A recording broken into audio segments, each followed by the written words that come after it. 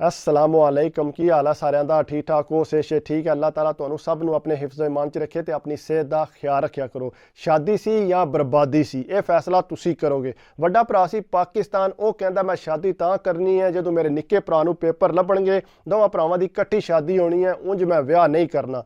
ਅੱਲਾ ਅੱਲਾ ਕਰਕੇ ਨਿੱਕੇ ਭਰਾ ਨੂੰ ਯੂਰਪ ਦੇ ਪੇਪਰ ਲੱਭ ਗਏ। ਜੋ ਹੀ ਪੇਪਰ ਲੱਭੇ ਤੇ ਉਹਨੇ ਆਖਿਆ ਮੇਰੇ ਵੱਡੇ ਭਰਾ ਨੇ ਮੇਰੇ ਵਾਸਤੇ ਇੰਨੀ ਕੁਰਬਾਨੀ ਦਿੱਤੀ ਹੈ कि वो इन्नी देर उन्हें विआह रोकी रखा कि दोवां भरावां दा इकट्ठा विआह होवे। उन्हें आख्या विआह तो हुण होना चाहिए धुम्मां नाल कि पूरे पिंड नूं पता लगे कि भरावां दोवां ने विआह कीता है। उन्हें घर फोन किया, उन्हें आख्या तुसीं दिहाड़े कर लो मैं पहुँच आवांगा। उन्हें आख्या जी एतवार का दिहाड़ा ठीक है। उन्हें आख्या जी ठीक है मैं बुध नूं इत्थों निकल पवांगा। वो गए, उन्हें आख्या जी दिहाड़ा असीं कर आए हां ते घरदिआं नूं कहंदा कि फलाना होटल बुक करो। उन्हें आख्या जी वो तो बड़ा महंगा है होटल। उन्हें आख्या कोई रौला नहीं, तुसीं उन्हां नाल गल करो, पैसे मैं तुहानूं भेज देना। तो आंदा 7-8 जिहड़ा है वो खाने होने चाहिए ने। उन्हें आख्या इतने खाने पुत्तर इन्ने पैसे असीं कित्थों लियावीए। उन्हें आख्या पैसे मैं टोरांगा, तुसीं फिक्र ना करो, तो बकरा रोस्ट होना चाहिए। उन्हें आख्या ठीक है पुत्तर तेरी मर्जी। तो आतशबाजी जिहड़ी है वो लाजमी होनी है। उन्हें आख्या ठीक है। तो टोल बाजा जिहड़ा लाजमी, बग्गी जिहड़ी है वो लाजमी, घोड़े होने चाहिए डांस वास्ते। उन्हें आख्या पुत्तर इन्ना खर्चा क्यों करना। उन्हें आंदा नहीं नहीं पूरे पिंड नूं पता लगना चाहिए कि किसी का विआह है। उन्हें आख्या ठीक है पुत्तर पैसे तू टोरने सानू कोई मसला नहीं। उन्हें आख्या ठीक है तुसीं जिहड़ा ना तैयारी करो, पैसे मैं टोर दिता। तू पैसे चुक चाक के पायरा पाकिस्तान टोर दिते। अगों बुध नूं आपू इत्थों निकल पिया। जिसे निकलिया तो जिसे पहुंचया कतर जाके फ्लैट हो गई लेट। तो उन्हें पहुंचना सी जुमेरात नूं, वो फ्लैट 8-9 घंटे लेट हो गई। वो जहाज जुम्मे नूं जिसले जहाज़ पाकिस्तान पहुंचया तो वो उत्ते जाके जहाज़ लाहौर पिया फिरे। उन्हें आख्या जी असीं जहाज़ जिहड़ा लैंड नहीं कर सकते। क्यों जी मौसम की खराबी की वजह नाल इत्थे जहाज़ लैंड नहीं हो सकता। उन्हें आख्या जी असीं कोशिश करने कि अगर इस्लामाबाद लैंड हो जाए। वो इस्लामाबाद टुर पे, जिस इस्लामाबाद गए कहते जी उत्थे भी जहाज़ लैंड नहीं हो सकता मौसम की खराबी की वजह नाल, इस वास्ते सानू कराची जाना पैना। वो सारे सवारियां गुस्सा कर रही, साडे बंदे इंतजार कर रहे थले। उन्हें आख्या जी असीं की करिए, हुण तुहाडी जान ते हिफाजत करनी है असीं। वो जनाब उन्हें जहाज़ सीधा कराची लै गए। उन्हें जा कराची लाया। कराची ला के उन्हें अनाउंसमेंट की कि तुसीं घबराओ ना भी, तुहानूं 2-4 घंटे तक दोबारा जिहड़ा अगर मौसम ठीक होंदा तो तुहानूं उत्थे लै जाने।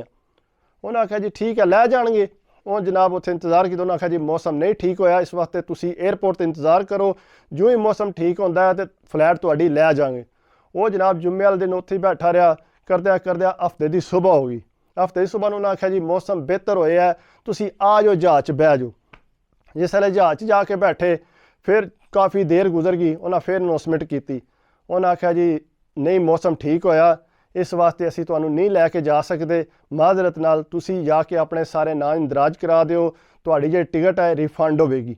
उन्हें आख्या जी असीं इत्थों जाइए किंज। उन्हें आख्या जी असीं कुछ नहीं कह सकते क्योंकि मौसम की खराबी की वजह नाल जहाज़ जिहड़ा उत्थे इस्लामाबाद या लाहौर नहीं लैंड कर सकता। वो जनाब जना परेशान। अगू एतवार नूं उहदा विआह सी। वो बाहर निकलिया, अगू टिकट तो नाम भी लिखाना सी, उन्हें नां शां लिखाया, बाहर निकलिया, घर फोन किया भी यह मसला बन गया। तो सुबह तो उन्हें बरात लैके एतवार नूं जाना सी। उन्हें आख्या पुत्तर तू इंज कर, तू उत्थों गड्डी करा, तो गड्डी करा के तू निकलिया, जे तू 9-10 बजे भी पहुँच आया ना तो तां भी काम हो जाएगा।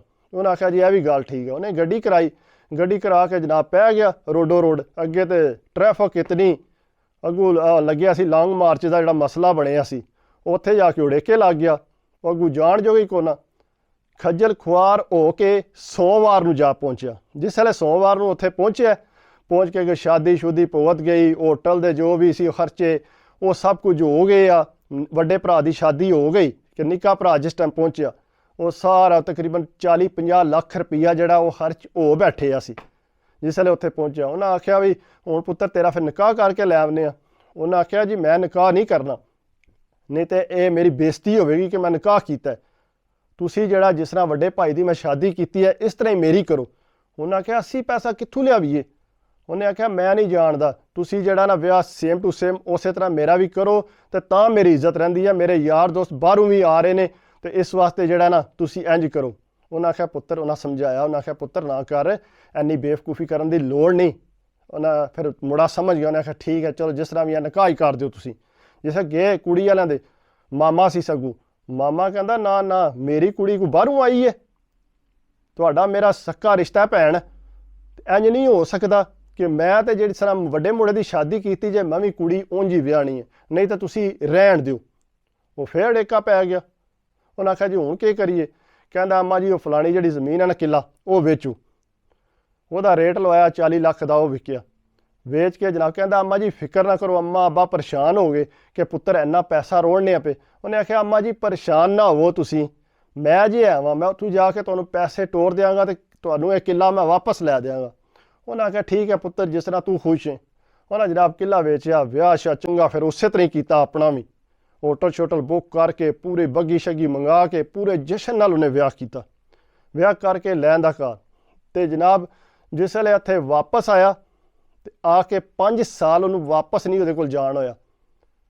ਇਹ ਕਿਉਂ ਨਹੀਂ ਜਾਣ ਹੁੰਦਾ ਪਿਆ? ਕਹਿੰਦਾ ਭਰਾਵਾ ਇੱਥੇ ਕਰਜ਼ਾ ਹੀ ਮੈਂ ਇਤਨਾ ਚੁੱਕ ਲਿਆ ਸੀ ਕਿ ਜਿਹੜਾ ਮੈਂ ਲਾਹ ਹੀ ਨਹੀਂ ਸਕਦਾ ਅਜੇ ਤੱਕ, ਤੇ ਅੱਧਾ ਕਰਜ਼ਾ ਨਹੀਂ ਮੇਰਾ ਲੱਥਾ। ਮੈਂ ਤੇ ਉੱਥੇ ਪਿੱਛੋਂ ਹੀ ਜਿਹੜਾ ਉਹਨਾਂ ਨੂੰ ਕੰਗਾਲ ਕਰ ਦਿੱਤਾ, ਤੇ ਕਦੇ ਮੇਰੇ ਕੋਲ 5000 ਰੁਪਈਆ ਵੀ ਜਿਹੜਾ ਨਾ ਉਹ ਜ਼ਨਾਨੀ ਨੂੰ ਮੈਂ ਨਹੀਂ ਟੋਕ ਸਕਦਾ। ਕਹਿੰਦਾ ਮੈਂ ਤਾਂ ਤੁਹਾਡੇ ਅੱਗੇ ਹੱਥ ਬੰਨਣਾ ਕਿ ਖੁਦਾ ਦਾ ਨਾਂ ਜੇ। ਕਹਿੰਦਾ ਮੈਨੂੰ ਤਾਂ ਕੋਈ ਸਲਾਮੀਆਂ ਵੀ ਨਹੀਂ ਹੋਈਆਂ। ਕਹਿੰਦਾ ਇਤਨਾ ਮੈਂ ਖੱਜਲ ਹੋਇਆ। ਇਸ ਵਾਸਤੇ ਅਗਰ ਵਿਆਹ ਕਰਦੇ ਹੋ ਉਤਨਾ ਕਰੋ ਜਿੰਨੀ ਕੁ ਤੁਹਾਡੀ ਗੁੰਜਾਇਸ਼ ਹੈ।